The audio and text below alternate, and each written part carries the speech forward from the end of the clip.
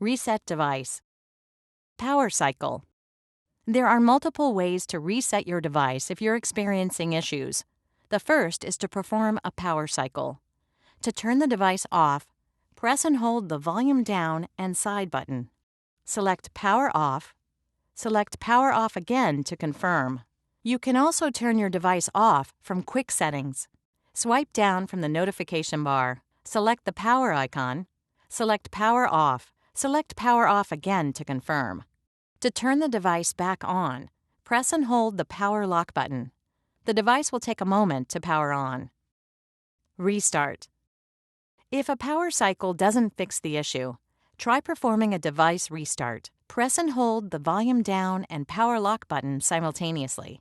Select Restart. Select Restart to confirm. The device will take a moment to restart. Factory reset. A factory reset will erase all information on the device and return it to factory default settings. It will permanently erase all personal data, preferences, settings, and content that is saved to the device. It is recommended that you back up important data before proceeding. The device must also be charged to at least 30% to perform a factory data reset. From the home screen, swipe down from the notification bar. Select the settings icon. Scroll to and select General Management. Select Reset. Select Factory Data Reset. Scroll to and select Reset. Select Delete All. The phone will take a moment to reset.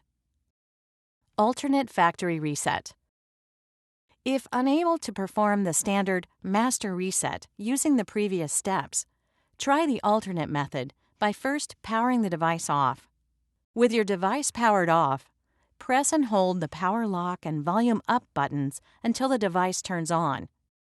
When the Android recovery screen appears, press the volume down button until Wipe Data Factory Reset is highlighted, and then press the power lock button to select. Press the volume down button to highlight Yes, and then press the power lock button to begin the reset process. When the Android recovery screen displays again, ensure that Reboot System Now is highlighted. Then press the power lock button to select.